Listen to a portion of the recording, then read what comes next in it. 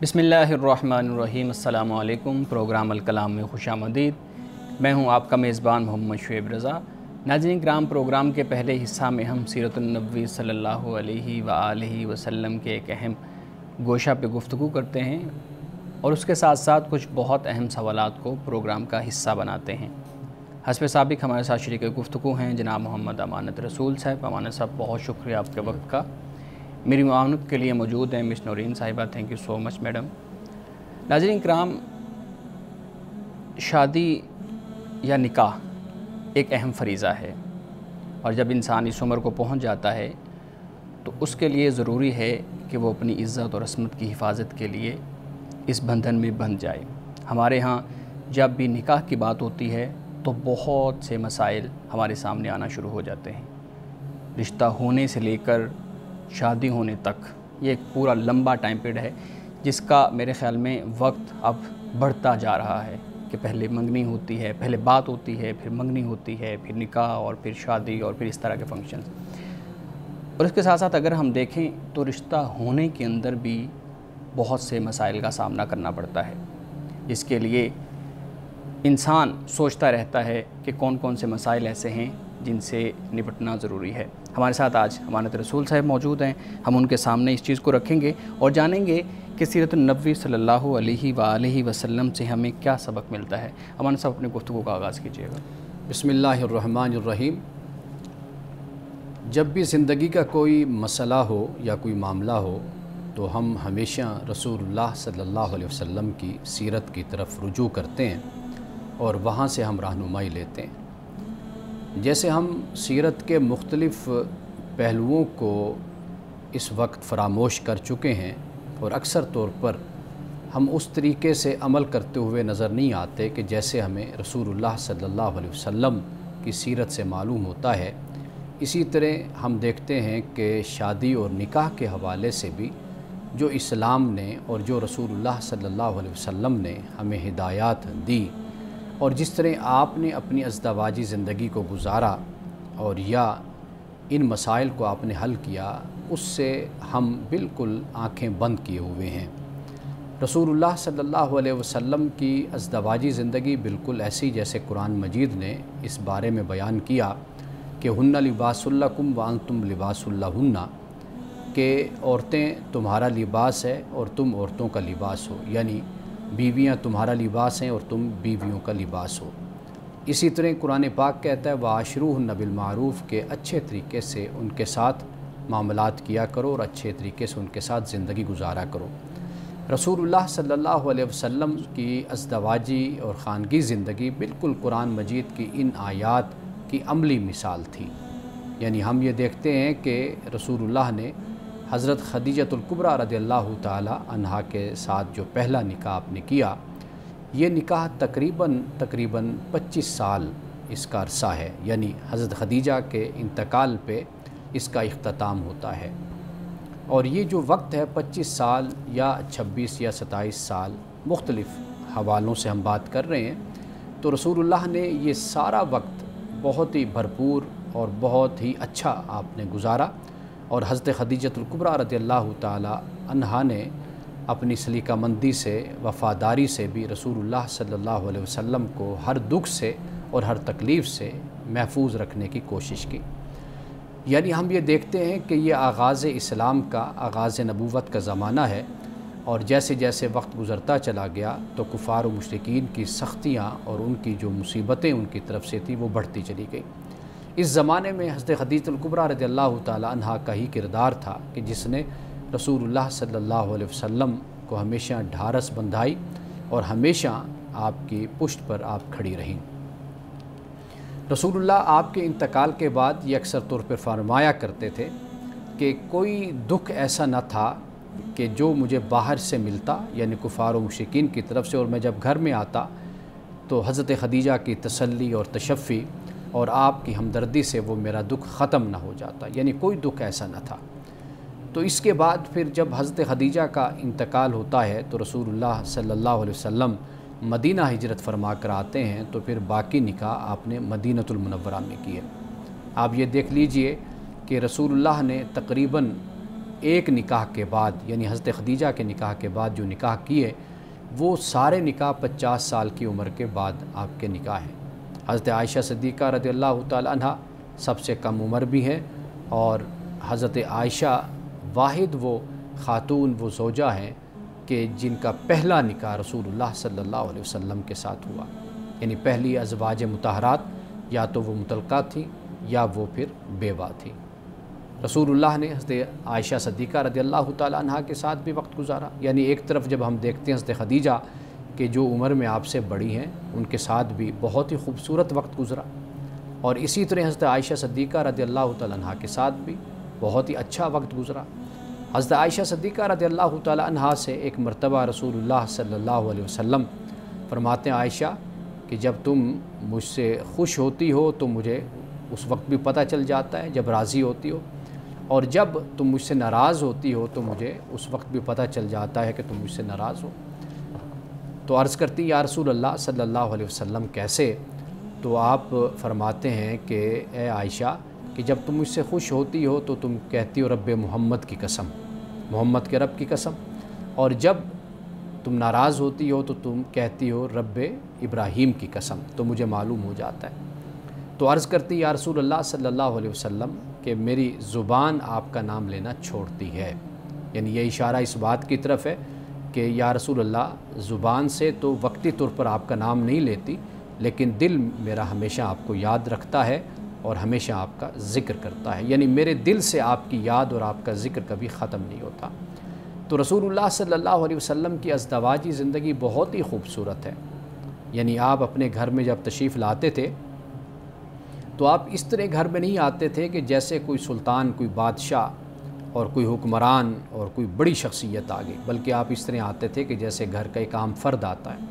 آپ گھر میں اپنی ازواج کے ساتھ کاموں میں شریک بھی ہوتے تھے، اپنا کوئی کام ہوتا تھا تو وہ آپ خود کیا کرتے تھے، بلکہ یہ جھاڑو، گھر کی صفائی یا دیگر کاموں میں آپ ہمیشہ اپنے ازواج کا ساتھ دیا کرتے تھے، یعنی گھر کے کاموں میں آپ ان کے ساتھ شریک ہوا کرتے تھے۔ ایسا نہیں تھا کہ جیسے آج خامندوں کا یا مردوں کا کردار ہوتا ہے کہ وہ گھر میں آتے ہی ایسے شو کرتے ہیں کہ ہم تو باہر سے بہت ہی تھکے ہوئے اور بہت ہی کام کر کے ہم گھر میں آئے ہیں، تو لہٰذا اب ہمیں کچھ بھی نہ کہا جائے اور ہم چارپائی پر اور صوفے پر بیٹھ کر آرڈر کریں گے اور ہماری ہر بات کو مانا جائے گا۔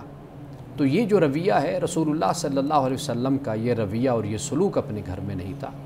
اور ہم یہ بھی دیکھتے ہیں کہ رسول اللہ کبھی باہر کی بات اپنے گھر میں نہیں لایا کرتے تھے۔ ایسا نہیں تھا کہ باہر سے کوئی تکلیف، کوئی آپ کو ایسی بات جو آپ کے مزاج کے خلاف ہو آپ نے برداشت کی اور گھر میں آ کر آپ نے اس کا غصہ اتارا ہو، یعنی آپ نے اس کا اظہار کیا ہو، تو کبھی ایسا نہیں، بلکہ جو باہر کی بات ہے وہ باہر رہ جاتی اور جو گھر میں معاملات ہوتے تھے تو وہ آپ گھر میں لے کر چلتے تھے۔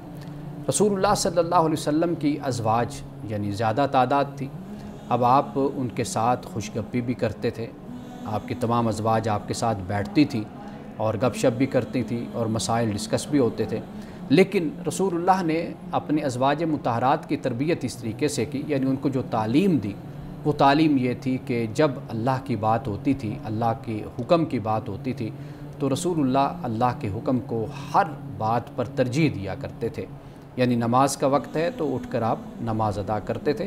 ازواج مطہرات کہتی ہیں کہ آپ اس طرح ہم میں سے اٹھ کر چلے جاتے تھے کہ جیسے آپ ہمیں جانتے ہی نہیں ہیں، یعنی نماز کا وقت جب اللہ کا حکم ہو، یعنی اخلاقی اقدار، ویلیوز، اللہ کا حکم، اس کو ہمیشہ آپ نے ترجیح دی۔ آپ کی یہ ترجیح دینا ہی در حقیقت اپنی ازواج مطہرات اور گھر والوں کی تربیت کا نتیجہ اور حصہ تھی، یعنی آپ مسجد میں فرض نماز پڑھنے کے بعد اگر کوئی نماز پڑھنی ہوتی نفل تو آپ گھر میں ادا کرتے تھے تاکہ گھر والوں کی تربیت ہو۔ اسی طرح اگر آپ نے خیرات کرنی ہے تو وہ بھی گھر والوں سے کہہ کر اور ان کے ہاتھوں سے بھی کروایا تاکہ گھر والوں کی بھی تربیت ہو، اور اسی طرح اپنے گھر والوں کو اجتماعی معاملات میں، مجالس میں بھی آپ لے کر جاتے تھے، وہ آپ کی مجالس میں آپ کے ساتھ شریک ہوتی تھی۔ ایسا کبھی نہیں ہوتا تھا کہ ازواج مطہرات گھر میں بیٹھی رہیں اور آپ خود نکل کر لوگوں کو دعوت و تبلیغ کریں اور آپ اکیلے سارے کام سر انجام دیں، بلکہ جہاں پر ازواج مطہرات کی ضرورت ہوتی تھی تو وہاں پر ازواج مطہرات بھی شریک ہوتی۔ اس لیے رسول اللہ صلی اللہ علیہ وسلم کے انتقال کے بعد آپ کے ازواج مطہرات کے جو گھر تھے وہ علم کا مرکز ہوا کرتے تھے، لوگ آتے اور آپ سے علم سیکھا کرتے۔ حضرت عائشہ کے بارے میں آتا ہے حج کے موقع پر سب سے بڑا خیمہ حضرت عائشہ کا ہوا کرتا تھا اور لوگوں کا وہاں پر مجمع ہوتا تھا، جمع غفیر ہوتا تھا، لوگ آپ سے مسائل پوچھتے تھے اور آپ سے دین سیکھا کرتے تھے۔ یہ رسول اللہ صلی اللہ علیہ وسلم کی تربیت تھی جو آپ نے اپنے ازواج کی تھی۔ تو یہ بات یاد رکھیے کہ انسان جتنا بھی بڑا ہو جائے تو اس کی عظمت کی علامت اور عظمت کا نشان یہی ہوتا ہے کہ وہ اپنے گھر والوں کے ساتھ بہت اچھا سلوک کرتا ہے اور بہت اچھے اخلاق کے ساتھ اپنے گھر والوں کے ساتھ پیش آتا ہے۔ تو انسان تب ہی عظیم ہوتا ہے کہ جب اس کے اندر عجز و انکساری ہوتی ہے، ملنساری ہوتی ہے، پیار محبت ہوتا ہے اور وہ لوگوں کے ساتھ اچھے رویے کے ساتھ اور خاص طور پر اپنے گھر والوں کے ساتھ اچھا سلوک کرتا ہے۔ تو رسول اللہ کی یہ سیرت ہمیں زندگی کے ہر حوالے سے رہنمائی کرتی ہے۔ آخری بات یہ عرض کرتا چلوں کہ ایسا نہیں ہے کہ کبھی کوئی ناراضگی نہیں ہوئی، ایسا نہیں ہے کہ کبھی کوئی اختلاف نہیں ہوا، ایسا نہیں کہ کبھی کوئی بات نہیں ہوئی۔ یہ معاملات بھی زندگی کا حصہ ہوتے ہیں۔ یہاں سے ہمیں سبق یہ ملتا ہے کہ اگر کوئی اختلاف ہے تو اس اختلاف کو اس جگہ تک لے کر نہیں جانا چاہیے کہ جس سے گھر اجڑ جاتے ہیں، جس سے طلاقیں ہو جاتی ہیں۔ اور یہ بات یقینی بات ہے اور فطری بات ہے کہ جب دو انسان مل کر رہتے ہیں تو ان کی عادات میں بھی اختلاف ہو سکتا ہے، ان کے مزاج میں، ان کی پسند ناپسند میں اختلاف ہو سکتا ہے، ان کے انتخاب میں اختلاف ہو سکتا ہے۔ بہت سے اختلافات ہوتے ہیں جو انسان کے اندر ہوتے ہیں، لیکن ان اختلافات کو اتنی ہوا نہیں دینی چاہیے کہ انسان کا گھر ویران ہو جائے۔ تو رسول اللہ کے ازواج رسول اللہ سے اختلاف بھی کرتی تھی بہت سے معاملات میں، اور آپ سے خوش گپیاں بھی کرتی تھی اور ناراض بھی ہوتی تھی۔ آپ علیہ الصلوۃ والتسلیم بھی ان سے کبھی اپنی ناراضگی کا اظہار فرمایا کرتے تھے۔ یہ سب کچھ انسانی زندگی کا حصہ ہوتا ہے اور اس میں ہی ہم سب کے لیے رہنمائی بھی ہے۔ ناظرین کرام، اسی گفتگو پہ کچھ سوالات ہمارے صاحب کے سامنے رکھیں گے، لیکن ایک بریک کے بعد ہمارے ساتھ رہیے۔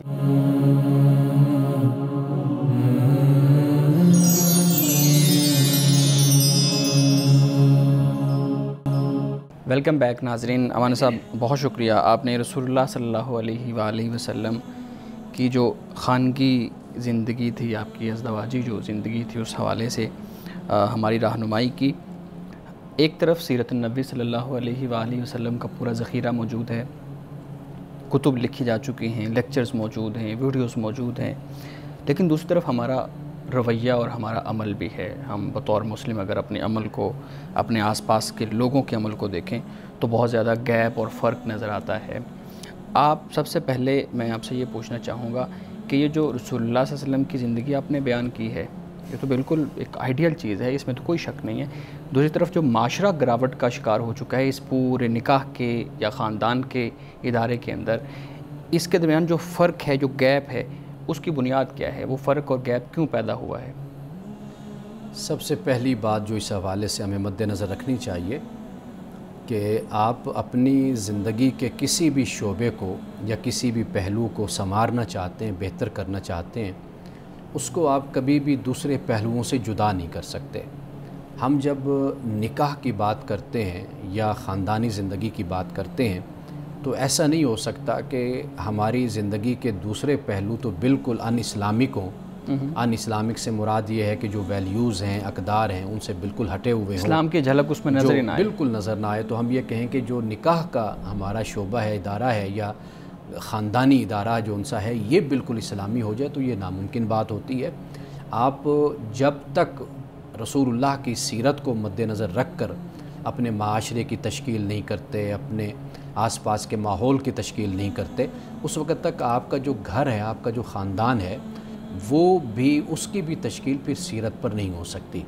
تو مثال کے طور پر آپ دیکھیے کہ جب ہم اسلامی معاشرے کی بات کرتے ہیں نا، ایک مسلمان کی بات کرتے ہیں، وہ یہ ہوتا ہے کہ جہاں پر نیکی آسان ہو جائے اور برائی کرنا مشکل ہو جائے، یہ اصل معاشرہ اسلامی معاشرہ ہوتا ہے۔ مسلم معاشرے کی نہیں میں بات کر رہا، میں اسلامی معاشرے کی بات کر رہا ہوں۔ تو جو اللہ کے دیے ہوئے اصول پر جب معاشرہ قائم ہوگا، اس کی اجتماعیت قائم ہوگی، تو وہاں پر پھر اس طرح کی جو خرابیاں اور قباحت ہیں وہ وجود میں نہیں آتی۔ یعنی مثال کے طور پر آپ دیکھیے کہ آپ نے جیسے انٹرو میں بھی اس کی طرف اشارہ کیا تھا کہ ہمارے ہاں جو مسئلہ ہے وہ کیا ہے، وہ یہ ہے کہ نکاح مشکل سے مشکل ترین ہوتا چلا گیا۔ کچھ تو چیزیں ایسی ہیں کہ جس کو ہم قبول کرتے ہیں، کوئی مسئلہ نہیں ہے. یعنی ہم کوئی اتنے قدامت پسند نہیں ہیں, کوئی بوڑھے دماغ کے لوگ یا پرانے لوگ اتنے نہیں. ہم یہ کہیں کہ تمدن میں تبدیلی آ گئی, جیسے انسانی زندگی میں تبدیلی آ گئی, تقاضے بدل گئے, سوچ بدل گئی, فکر بدل گئی, تعلیم کے طریقے بدل گئے, سب کچھ تبدیل ہو گیا. ہم اس سے کوئی انکار نہیں کرتے, وہ اپنی جگہ پر قائم ہے. وہ رسول اللہ کے زمانے میں بھی ایک تمدن اپنا وجود میں آ چکا تھا, اس سے پہلے سے وہ بدلا ہوا تھا. صحیح. اسی طرح ہمارا تمدن بھی بدلا ہوا ہے. اصل جو معاملہ اٹھتا ہے نا, وہ اس پہ اٹھتا ہے کہ جو آپ کی اقدار اور ویلیوز ہیں, آپ ان پر جب کمپرومائز کرتے ہیں. ہمارا معاشرہ در حقیقت اس سے ٹوٹ پھوٹ کا شکار ہے, اس انتشار کا شکار ہے کہ ہمارے ہاں جو اقدار اور ویلیوز ہیں, ہم اس پر نہیں بات کرتے. تمدن کیا, تمدن تو بدلنا ہی بدلنا ہے, طریقہ کار بدلنا ہے شادی کا. پہلے لوگ گھوڑوں پہ چلے جاتے تھے, آپ گاڑیوں پر چلے جاتے, تو تمدن تو بالکل مختلف چیز ہو جاتی ہے. لیکن اصل چیز ہے تہذیب. جو اسلام نے, جو سیرت نے جو بنیادی باتیں ہمیں دی ہیں, ہم اس کو اصل چھوڑ چکے ہیں. اور اجتماعی زندگی میں بھی ہمارے وہ چیزیں نظر نہیں آتی, جس کی وجہ سے نکاح اور اس طرح کے جو طرف آپ نے اشارہ کیا, اس سے یہ مسائل یہاں پر پیدا ہوئے ہیں. لیکن امانے صاحب, جو مشکلات ہیں نکاح قائم کرنے کے اندر یا ایک تعلق قائم کرنے کے اندر, وہ مشکلات تو بڑی شاید آپ کو تو وہ یا مجھے تو وہ مشکلات لگتی ہوں, لیکن کسی دوسرے کے لیے جو اپنی اس زندگی کو شروع کر رہا ہے, اس کے لیے وہ مشکلات اور طرح سے اس کو وہ دیکھ رہا ہو. مثال کے طور پہ ہمارے ہاں ڈیمانڈز بڑھتی جا رہی ہیں. ہمارے ہاں ہر ایک کی خواہش یہ ہوتی ہے کہ وہ اپنی تعلیم کا جو ایک لیول ہے, خاص طور پہ ایم فل ہے یا پی ایچ ڈی ہے, اگر ایم فل کر چکا ہے, شادی سے پہلے پی ایچ ڈی شروع کر لیا, تو ان کی کوشش یہ ہوتی ہے کہ اب اس کی تکمیل ہو جائے تو پھر ہم کریں. کیریئر کا آغاز ہو گیا ہے تو اب وہ کیریئر تھوڑا سا بہتر ہو جائے, آپ کی انکم تھوڑی بہتر ہو جائے, چلیں کسی شہر کے اندر گھر بن جائے. مطلب یہ ساری ریکوائرمنٹ ان کی بنیادی طور پہ ہوتی ہیں. اب اس میں مسئلہ کیا ہے؟ بہت سے ہم نے لوگوں کی باتیں سنی ہیں, لیکچر سنے ہیں, وہ کہتے ہیں کہ اصل میں بنیادی جو جڑ ہے مسائل کی وہ یہی ہے کہ آپ کے ذہن میں کیریئر آ جاتا ہے, آپ کے ذہن میں تعلیم مکمل کرنا آ جاتا ہے, آپ کے ذہن میں اپنے پاؤں پہ کھڑے ہونا آ جاتا ہے, یہ تو ساری زندگی آپ نہیں ہو پائیں گے. لیکن ایک نوجوان کے لیے تو یہ بڑی جینوئن چیزیں ہیں, وہ اپنی زندگی ایسے کیسے شروع کر لے کہ جو بالکل اس کا کوئی اسکیچ اس کے ذہن میں نہ ہو. اسلام کے پیش نظر جو بات ہے وہ آپ کا اخلاق ہے, آپ کا کردار ہے, آپ کی عفت ہے, آپ کی عصمت ہے, آپ کی موڈیسٹی ہے. یہ اسلام کے پیش نظر بنیادی مسئلہ ہے. اس پر اسلام کوئی کمپرومائز نہیں کرتا. ٹھیک ہے. باقی جو چیزیں ہوتی ہیں وہ ایڈجسٹیبل ہوتی ہیں, یعنی وہ آپ اپنی معاشرت سے, اپنے ماحول سے. مثال کے طور پر میں آپ کو بتاتا ہوں کہ میں ایسے بہت سے لوگوں کو جانتا ہوں کہ جو بہت ہی خوشحال لوگ ہیں, مالدار لوگ ہیں. انہوں نے بہت کم عمری میں اپنے بچوں کی شادی کر دی. ٹھیک ہے. یعنی اس وقت بھی وہ بچہ اگر 28 سال کا ہے, وہ 3 بچے اس کے ہیں. صحیح.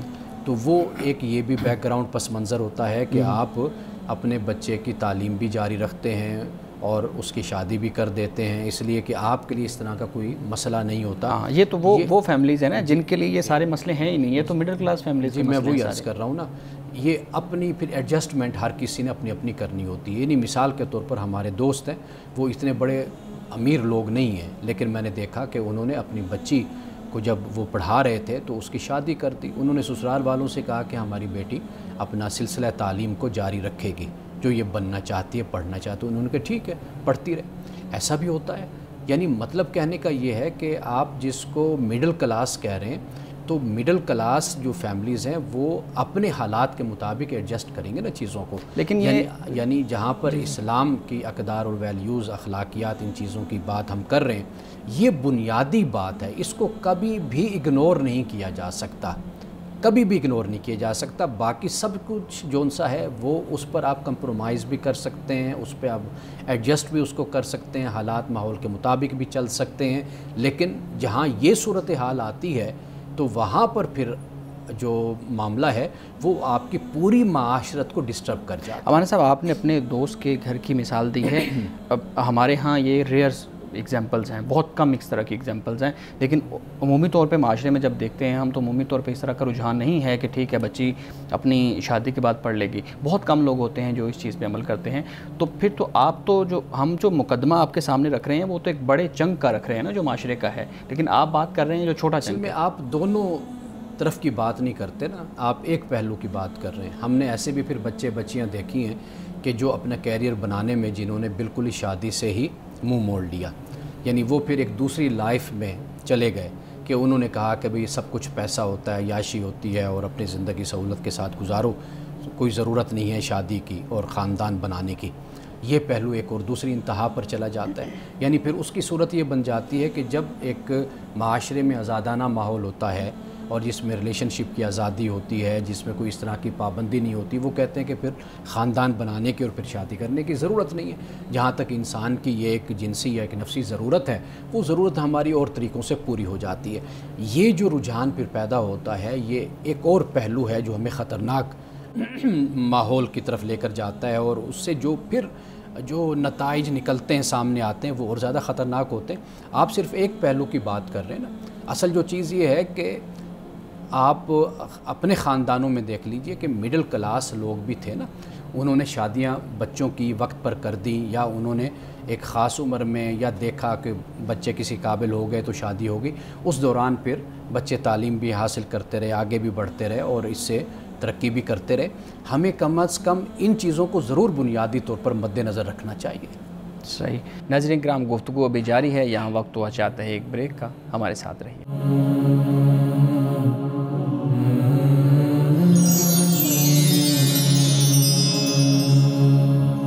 پروگرام میں ایک دفعہ پھر خوش آمدید. ناظرین کرام، بات چل رہی ہے نکاح کی، شادی کی. تو ایک بڑا ہی خوبصورت کورس ہے جو ادارہ فکر جدید نے ڈیزائن کیا ہے میرج گائیڈنس کورس کے نام سے. دنیا کے اندر مختلف کورسز تو ہوتے ہیں لوگوں کو ٹرین کرنے کے لیے، بہتر زندگی گزارنے کے لیے، لیکن پاکستان کے اندر اس طرح کے کورسز ہمیں بہت کم نظر آتے ہیں، شاید نہ ہونے کے برابر ہیں. ادارہ فکر جدید کا یہ امتیاز ہے کہ اس نے اس کورس کی ابتدا کی اور اب تقریباً چوتھا سیشن ہے. ہمارے ساتھ موجود ہیں میڈم نورین صاحبہ، اور یہ اس کورس کو کوآرڈینیٹ کر رہی ہیں. میڈم، آپ تھوڑا سا اس کورس کے بارے میں بتا دیں اور اس کے بعد پھر ہم اس سے متعلق کچھ سوالات ہمارے صاحب کے سامنے رکھیں گے. اس سے پہلے کہ میں اس پہ روشنی ڈالوں، میرا اپنا ایک سوال امانت صاحب سے تھا میرج گائیڈنس کورس کے حوالے سے، کیونکہ آپ اس کورس کے بانی ہیں. تو میں یہ پوچھنا چاہتی ہوں کہ پاکستان میں یہ پہلی مرتبہ اپنی طرز کا کورس ہے. آپ کے ذہن میں ایسے یہ کیسے آئیڈیا آیا؟ بڑا منفرد ہے اور بالکل یونیک سا آئیڈیا ہے. آپ کے ذہن میں یقیناً اس کے پیچھے کچھ بیک گراؤنڈ ہوگا. میں چاہتی ہوں کہ آپ ہمیں اس سے سب لوگوں کو بتائیں کہ اس کے پیچھے کیا ہے. اس کے تین آپ صورتیں یا تین وجہیں آپ کہہ سکتے ہیں. ایک تو یہ ہے کہ بچپن سے نوجوانی تک جو زمانہ ہم نے گزارا اپنے گھر میں، خاندان میں، دیکھا کہ وہاں پر ہمیشہ جو اکثر شادیاں ہوئیں وہ بالکل ایسی ہوئیں کہ بے جوڑ، جس کو ہم شادیاں کہتے ہیں. اور کئی طلاقیں بھی ایسی واقع ہوئیں کہ جہاں پر والدین کے بھی غلط فیصلے، یا جہاں پہ خود بچی کا غلط فیصلہ یا بچے کا غلط فیصلہ. یہ مسائل جو ہیں یہ انسان بچپن سے، یعنی اپنے گھر میں، خاندان میں، اپنے آس پاس، اپنے لوگوں میں انسان دیکھتا ہے. بالکل. ایک تو یہ اس کی بنیادی وجہ ہے کہ سوچا کہ بھئی اگر کبھی موقع ملا تو اس پر ہم کام کریں گے. دوسری بات یہ ہے کہ دنیا میں یہ کوئی نئی بات نہیں ہے. ملائیشیا کے لیے، ترکی کے لیے اور دیگر کئی ممالک ہیں، ایون کہ یورپ اور امریکہ میں بھی، وہاں پر بھی باقاعدہ طور پر اس طرح کے کورسز کروائے جاتے ہیں. خود مسلمان بھی کرواتے ہیں، ادارے ان کے جو ہیں. دوسری وجہ یہ ہے کہ چونکہ باہر میں رہا اور پھر سفر بھی کرتا رہتا ہوں، جاتا ہوں، تو وہاں سے یہ معلومات مجھے ملتی رہتی ہیں.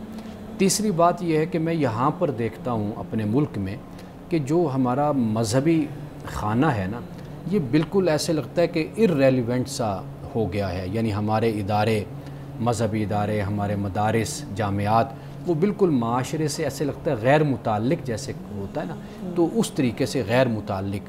تو یہی خواہش تھی کہ اگر ہم یہ کام کریں، کبھی کوئی ادارہ وجود میں آئے تو ہم ایسا کام کریں کہ جو سوسائٹی سے متعلق ہو، معاشرے سے متعلق ہو، نوجوان نسل سے متعلق ہو اور ہمارے خاندانی مسائل سے متعلق ہو.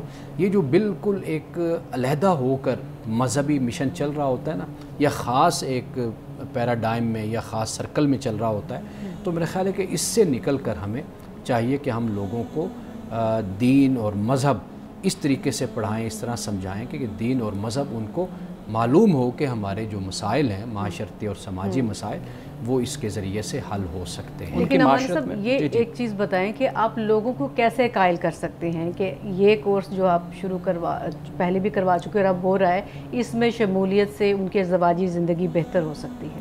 دیکھیے، پہلی بات تو یہ ہے کہ جو لوگ پہلے یہ کر چکے ان سے رابطہ کیا جائے، ان سے معلوم کیا جائے کہ جو لوگ ہمارے پاس آئے، رہے، بیٹھے، سنا انہوں نے ہمیشہ تعریف کی. خاص طور پر سائیکالوجسٹ ہمارے پاس آئے، سائیکولوجیکل جو ایشوز ہوتے ہیں میاں بیوی کے وہ ڈسکس ہوئے.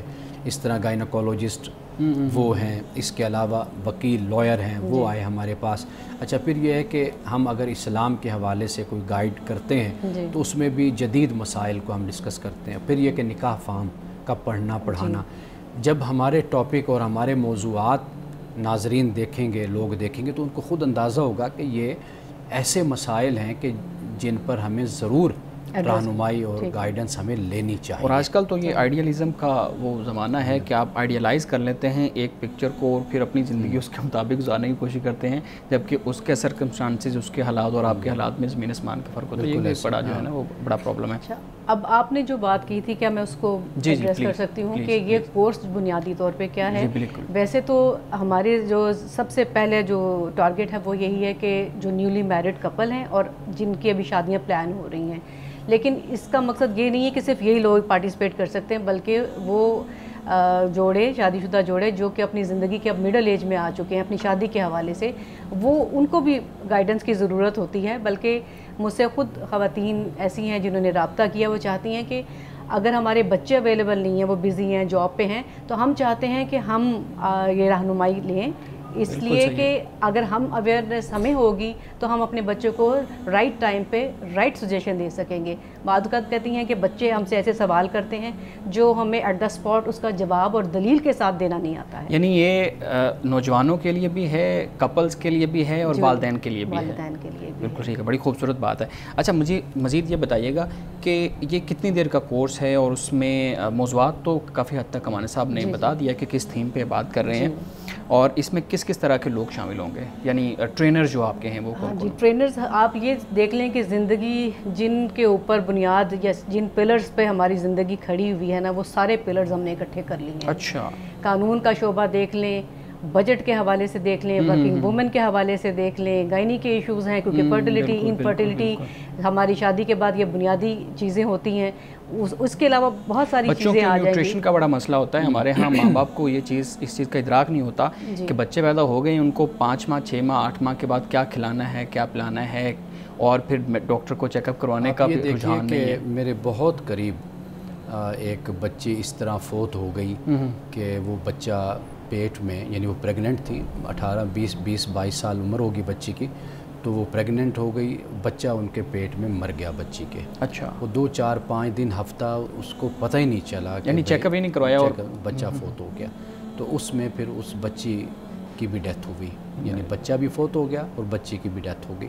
تو ایسے بہت سے واقعات ہیں کہ جو اگر گائناکولوجسٹ کے ساتھ رابطہ ہو اور اس کا لیکچر اٹینڈ کیا جائے اور سنا جائے اور معلومات ہو، تو بہت سی بڑی تکلیفوں سے انسان بچ جاتا ہے. میں نے یہ چیز دیکھی ہے کہ اس طرح کی اویئرنیس ہونا سوسائٹی میں. تو آپ دیکھیے پاکستان اس وقت جہاں کھڑا ہوا ہے، یہاں میں پڑھ رہا تھا کہ شاید افغانستان سے کم ہو، یعنی جو ڈیتھ ریٹ ہے خواتین کا 1 لاکھ میں سے، تو یہ بہت زیادہ ہے. یعنی ناروے اور ان ممالک کو ہم دیکھتے ہیں تو شاید لاکھ میں سے 4-3 عورتیں فوت ہوتی ہیں. ہمارے یہاں سینکڑوں میں عورتیں فوت ہوتی ہیں لاکھ میں سے. تو یہ جو صورتحال ہے یہ بہت خطرناک ہے. تو ہم لوگوں کو اس بارے میں بہت زیادہ حساس ہونا چاہیے. بالکل صحیح ہے. میڈم، کچھ مزیدی سوالات ہیں اس کورس کے حوالے سے، میں ایک بریک لے لوں، اس کے بعد ناظرین کرام یہاں وقت ہوا چاہتا ہے ایک بریک کا، ہمارے ساتھ رہیے.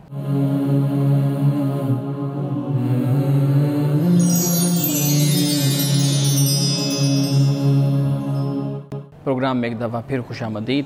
کورس کے حوالے سے بالکل مختصر آپ سے ایک سوال، یہ بتائیے گا کہ اس کی کوئی فیس بھی آپ نے رکھی ہے یا فری آف کاسٹ ہے؟ فیس جو ہے وہ صرف ایک ٹوکن ہے سمجھے، اور اگر کوئی یہ کہنا چاہے کہ ہم یہ فی نہیں دے سکتے ہیں تو ہم اس کو فری بھی کر دیتے ہیں. یعنی ٹوٹل کورس آپ فری آفر کر رہے ہیں؟ یہ سمجھے آلموسٹ فری ہی ہے، آپ یہ سمجھ سکتے ہیں. اور اس کا جو دورانیہ ہے وہ اس طرح ہے کہ ہم نے ویک ڈیز یہاں شامل نہیں کیے، صرف سیٹرڈے اینڈ سنڈے. بالکل ٹھیک ہے، ہفتہ اور اتوار کو. ہفتہ اتوار. اور یہ وقت کیا ہوگا؟ یہ وقت ہے رات 7:30 بجے.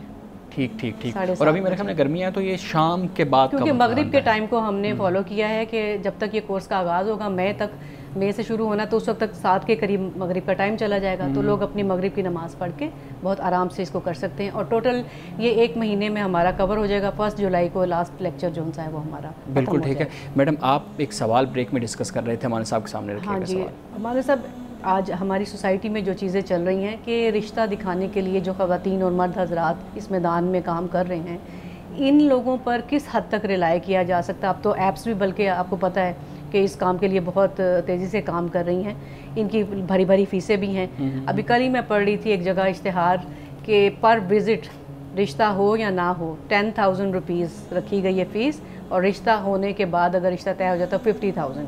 एक तरफ इतनी भारी अमाउंट भी दें और दूसरी तरफ हम किस तरह इन लोगों पर रिलाय कर सकते हैं कि ये लोग, क्योंकि रिश्ता दिखाने के लिए सच भी बोल सकते हैं, झूठ भी बोल सकते हैं। अच्छा, एक तो ये मैं जिक्र कर दूं कि ये कल ही हमारा कोर्स शुरू हो रहा है, कल हफ्ते वाले दिन, पहला हफ्ते वाले दिन 7:30 बजे पहला लेक्चर होगा, और वो पहला लेक्चर भी मेरा ही है। अच्छा, यानी इस्लाम और तसव्वुर निकाह पर। और इस ज़िमन में कई मसाइल जो होते हैं वो मैं डिस्कस भी साथ करूँगा, ऐसे सवालात के जो औरत की हैसियत के मुतालिक होते हैं, क्योंकि हमारे माशरे में आपको मालूम है कि ज़्यादा जो मामला होता है वो औरत के साथ ही, और बड़ी नेगेटिव चीज़ें फैलाई गई। नेगेटिव चीज़ें, हम उन तमाम नेगेटिव चीज़ों को, मनफी जो तासुर है औरत के बारे में, उसका जायज़ा हम लेंगे इस्लाम की रोशनी में। सही। तो यानी ऐसे बहुत से मसाइल हैं, अगर मैं उनका जिक्र करूं तो टाइम हमारा इसमें गुजर जाएगा। मेरे ख्याल में मैडम का सवाल की तरफ मैं आता हूँ।